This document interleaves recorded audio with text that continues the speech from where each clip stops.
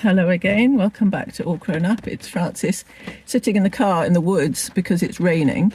So, I was going to take you out on a walk, but I'm going to go on a walk later with my hood and so forth. Today, I wanted to talk to you about hair, right? So I'm having the hair cut really short. Stay to the end and I'm going to show you the how it's going to look at the end. I'm very excited, but also nervous because I quite like my hair at the moment, but it is needing to be done. And I will tell you why in a little while. So I think hair is a funny one, isn't it? Because it's like, is it just a style? Is it something that you use to show who you are? It's the kind of I really like having long hair because when I was little, people used to think, because Mum cut my hair really short, people used to think I was a boy. So I have the long hair just to make sure everyone is very clear that I'm not a boy.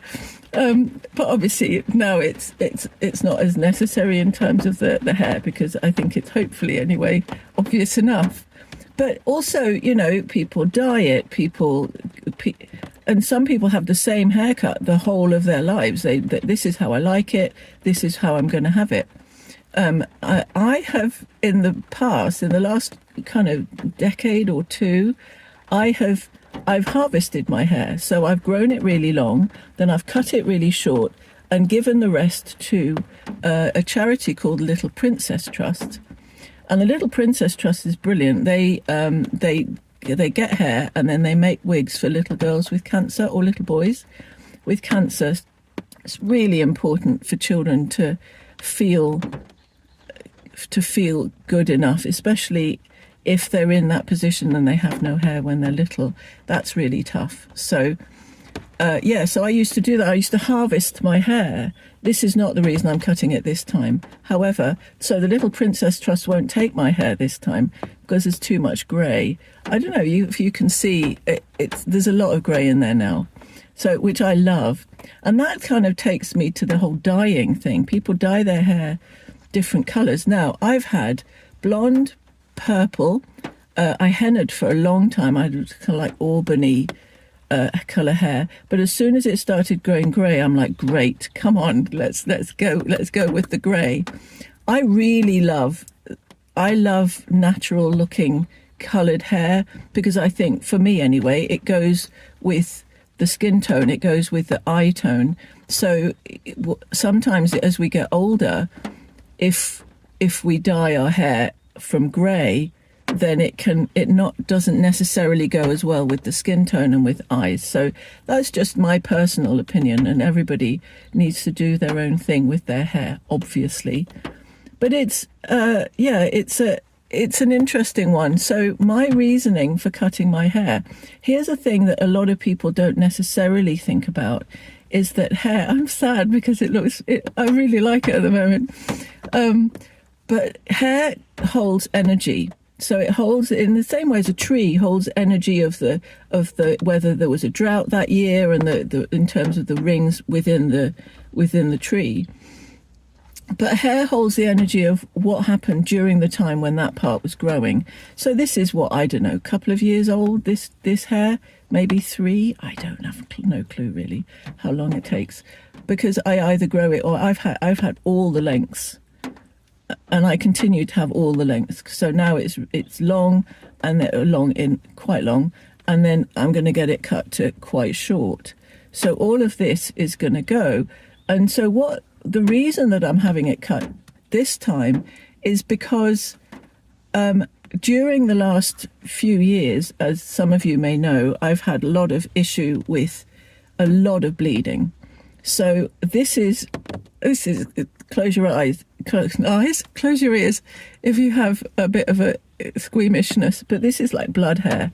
This is the hair that I was growing while I was going through all of that trouble, all that challenge with my fibroids, with all of my womb stuff. So now that my womb's gone, I've released my womb, and I really feel the need to get my hair cut. That I haven't really got an option. I don't feel it's not. It's as I said, sad, but it's coming off. So I'm actually on my way. After I've had my walk, I'm going to go to the hairdresser's. It's a lovely friend of mine. She's been cutting my hair since I was about like 16 or something. So I know her really, really well. I had dreadlocks for about 10, 12 years or something like that in my youth. So she cut them, and when they all came off. But it's also, what's also interesting thinking about the whole dreadlock thing is that when people treat you differently as to what hair you have. So when I had dreadlocks, for example, people were sometimes a bit rude, or, you know, kind of blank me or whatever, because they saw me as a certain type of person because of my hair. I've also had it really super short. I was never an actual skinhead, but I had super short hair, and that creates a different, you know, people treat you in a different way if you have that particular type of hair, you know. And if you think of a type of person, so an older lady, you might think of much shorter hair. I'm going to grow it. I'm not having it and cut it short and then that will be short forever. I'll grow it back, and it grows quite quickly, so I'm not worried. But it is a thing. And how you treat people can, you know, if somebody has bright purple, pink hair, or I love that, and it's also there's sorry, I'm talking quite fast because I'm excited about the haircut. Also there's the man with short hair, woman with long hair, which of course is all twirled up now. That doesn't, it's not as relevant anymore. I love men with long hair. And there's also the shaving of the head completely, which men and women do. I mean, really, it's an incredibly complex situation. It's how we present. It's not straightforward, is it, when you start thinking about it? Because often people think it's just hair. It's not just hair at all. There's layers and layers and layers of what that actually means. And so have a think about it, really. What do you do with your hair? Are you happy with your hair? And then we always want what we don't have. So if you have straight hair, you want it to be curly. If you have curly hair, you straighten it. You know, it's very interesting. But I am very excited. So I can't send it to, it's long enough, so I can't send it to the Little Princess Trust. But they have told me about a different company that make wigs for older folk with cancer. So I'm going to send it to them, and then they can have it. I'd rather it didn't just go in the bin, because, you know, that would be sad. So yeah, have just a little bit of a ponder about hair. I am going to have my walk, and then I'm going to have my hair cut, and then I'm going to come back, and I'm going to do the big reveal with my hair. So I think that's all for now. Wish me luck, and I shall see you on the other side. Mwah. See you in a bit. Ta-da! Okay, so this is a day later, and I have all my hair off. What do you think? I really like it. I feel lighter. I feel the relief of actually letting go of all of that hair. And my hairdresser, when she cut it all off, she said, "There, now you look like Francis." So she knows me really well, and obviously she's seen me with all the different hair lengths I've had.